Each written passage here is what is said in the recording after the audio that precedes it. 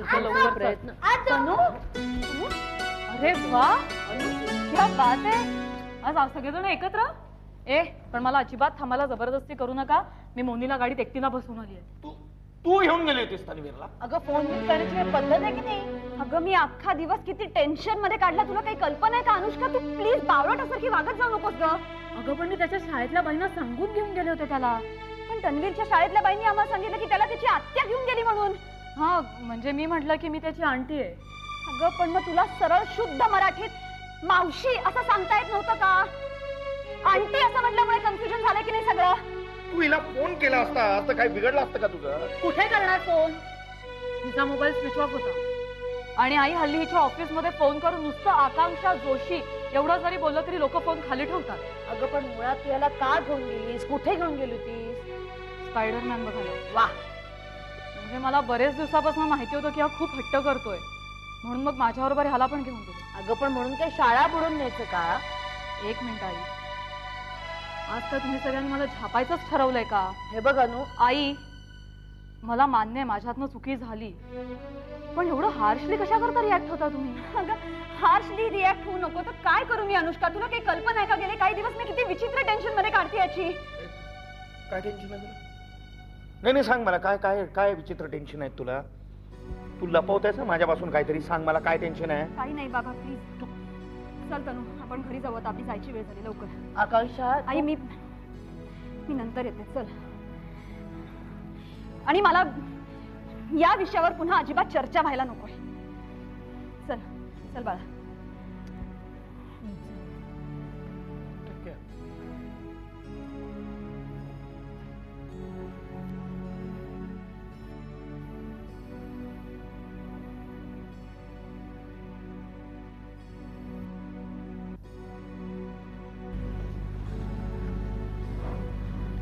आई मी पण येते.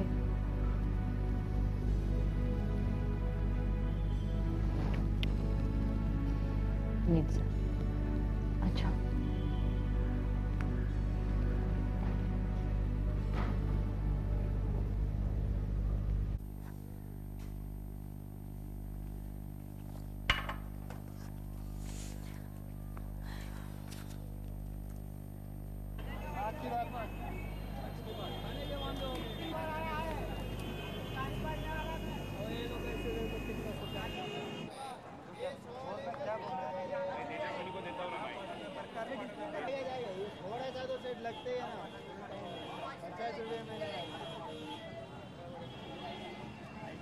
होता ही नहीं हमारा इधर गाड़ी देखो शूटिंग चाल. कौन सा तन्वीर थोड़ा सा तो सेट लगते हैं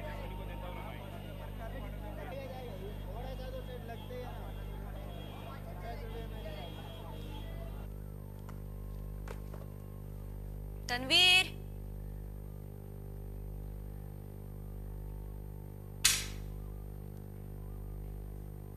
तन्वीर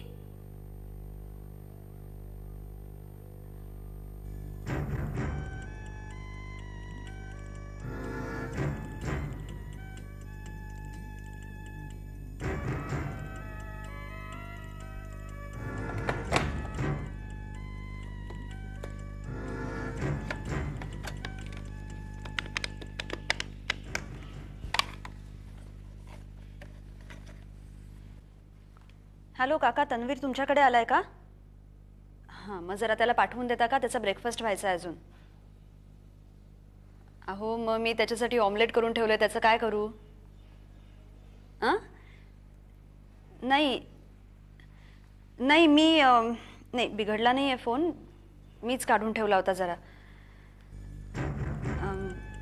अहो ते कालपासून जरा परत फोन्स येत आहेत ना. नाही नाही नाही तसं काळजीचं काही कारण नाही आहे. मी आपण भेटलो की सांगते. आत्ता जरा कामात आहे. हां त्याला पाठवून दे.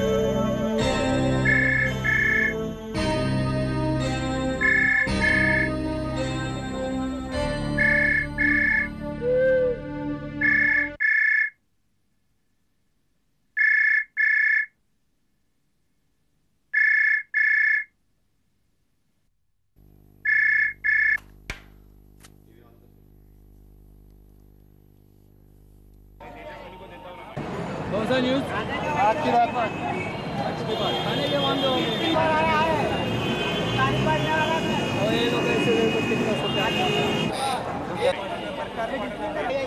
थोड़ा सा तो सेट लगते हैं ना 50 रुपये में सामने होता ही नहीं हमारा इधर गाड़ी देखो शूटिंग चालू कौन सा टीवी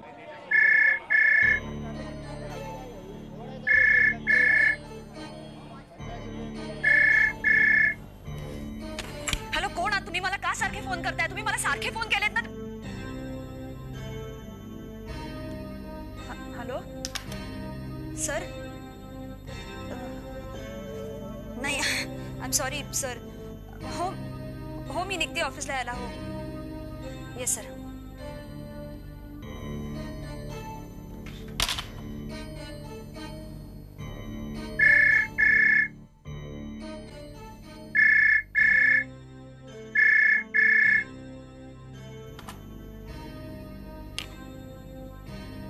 हॅलो. हा दीपा बोल. काय का आता काय झालं? आता का नाही म्हणतायत ते इंटरव्ह्यू द्यायला? हे बघ, त्यांना सांग अधिवेशन सुरू आहे, विरोधी पक्षनेते म्हणून तुमची भूमिका काय आहे हे जाणून घेण्यात आम्हाला रस आहे. नाही ठीक आहे, मग तू तिथे थांब. मी ऑफिसमध्ये जाते, कौशिक सरांशी बोलते आणि मग ठरवू आपण काय करायचं ते. हो मी निघते.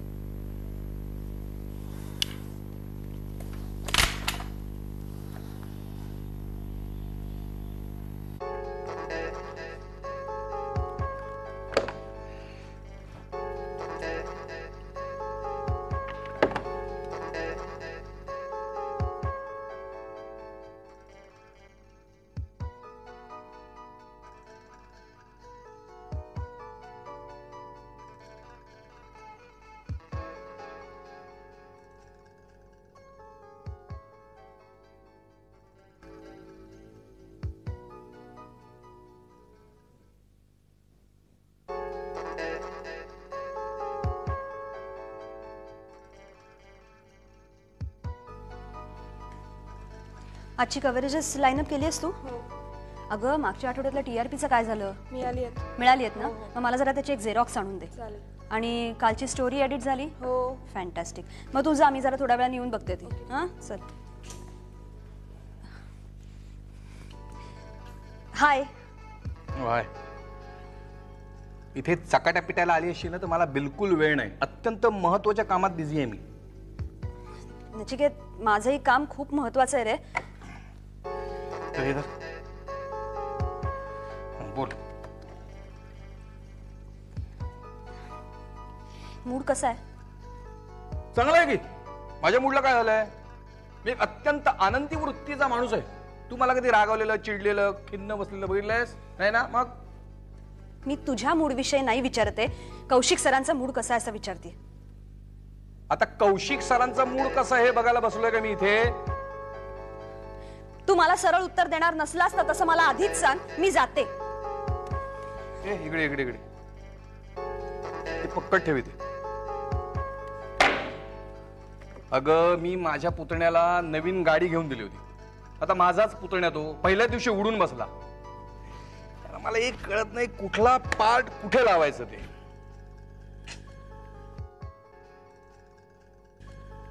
फक्त गाडीचा पार्ट फोनला आणि फोनचा पार्ट गाडीला लावू नकोस, म्हणजे मिळवली.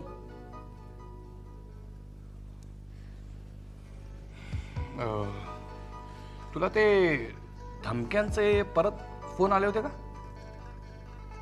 नाही, आज सकाळपासून तरी नाही.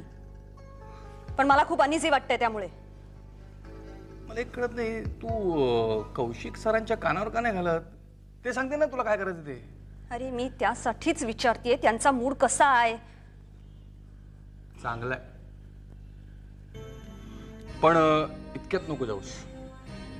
जरा 10 मिनिटांनी जा. तुझ्या वडिलांचा फोन आला होता. कशाबद्दल?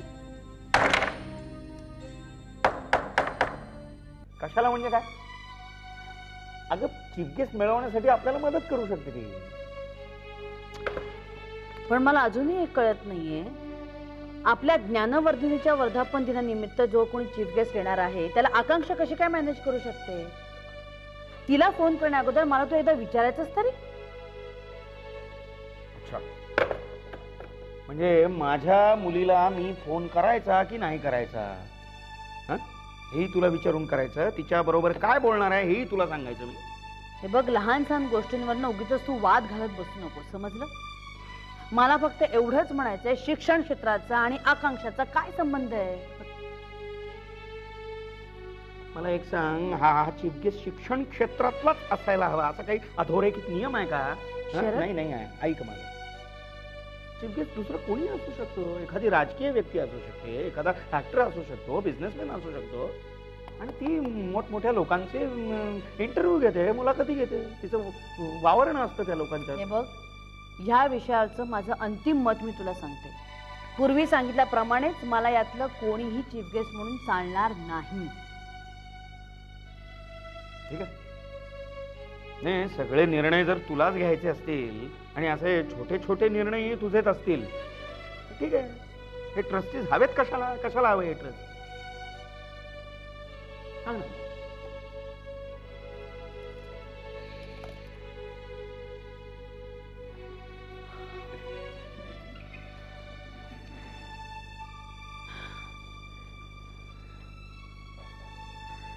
इतकी वर्ष उलटली, इतकी वर्ष,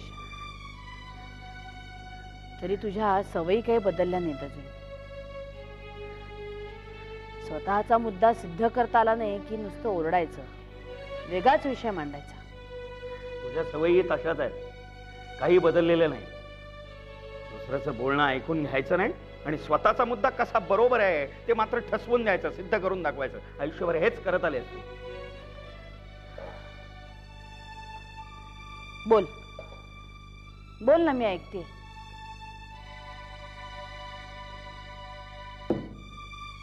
या ज्ञानवर्धिनीचा 5वा वर्धापन दिन आपण कशा करता साजरा करतोय सांग ना मला. 2 कारणांसाठी. 1, आपल्याला झालेला आनंद आपण व्यक्त करतोय, आणि 2, ही ज्ञानवर्धिनी जी आपण रुजवली आहे तिचं कार्य काय आहे याची माहिती लोकांपर्यंत पोहोचण्यासाठी. आणि एखादी शिक्षण क्षेत्रातली व्यक्ती जर चीफ गेस्ट म्हणून बोलवली तर वर्तमानपत्र साधी दखलही घेणार नाही. आपलं कार्य काय आहे लोकांपर्यंत पोहोचायला नको. अरे, पेपर्स मध्ये फोटो छापून आले म्हणून काही संस्था मोठ्या होत नाही. संस्था मोठ्या होतात ना त्या माणसांमुळे, त्या माणसांनी केलेल्या त्या कष्टांमुळे, त्यांनी जे कार्य केले ना त्यामुळे, आणि मग आपोआपच प्रसिद्धी मिळते. तुला असं सांगायचं का आपण कष्ट करत नाही आहोत? शरद, नाही नाही, आपण प्रामाणिकपणे जे काही कष्ट करतोय ते लोकांपर्यंत पोचायला हवं ना. आणि आजच्या काळाची गरज आहे, आपण जे कार्य करत असतो ते लोकांपर्यंत पोचायला हवं. आणि वर्तमानपत्र हा मीडिया आहे, माध्यम शरद, आहे. तू माझा मुद्दाच समजून घेत नाही मुळात.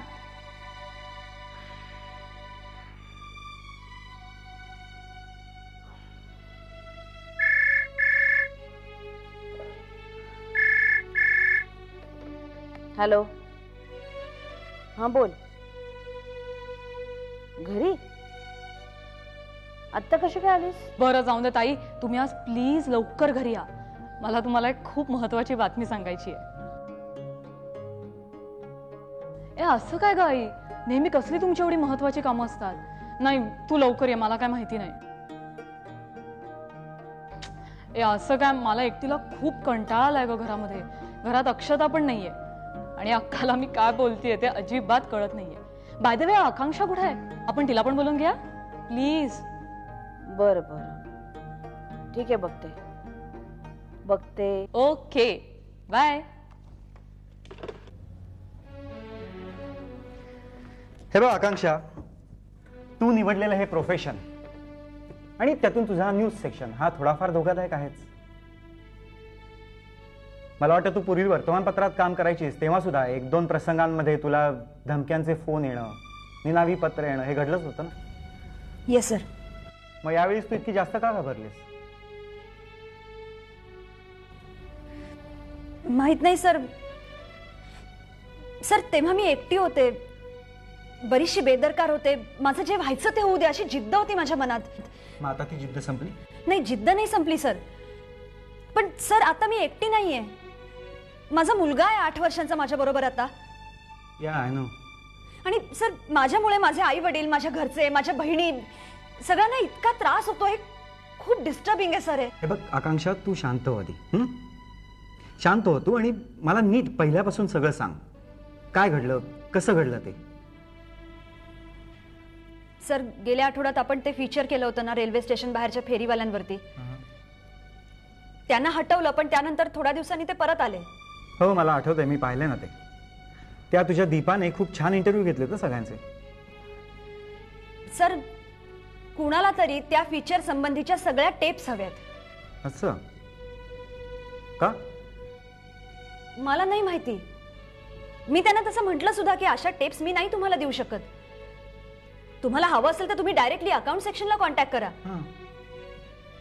पण सर तो फोनवर बोलणारा माणूस इतका उर्मटासारखा बोलतो ना.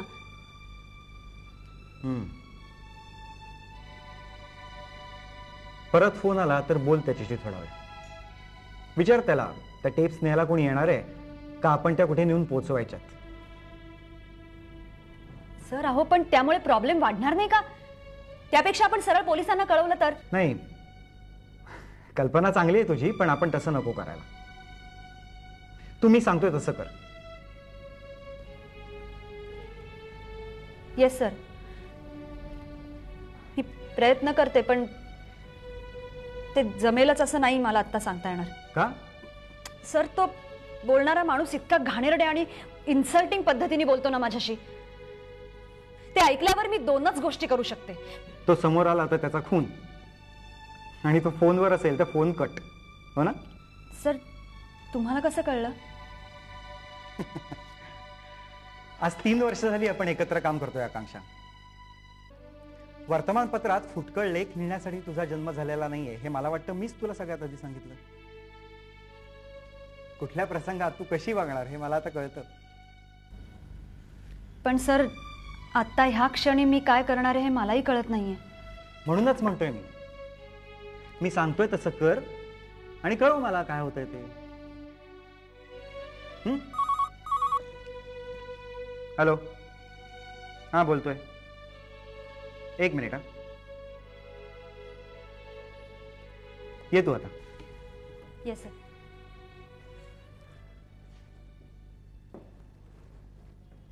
हॅलो. येस.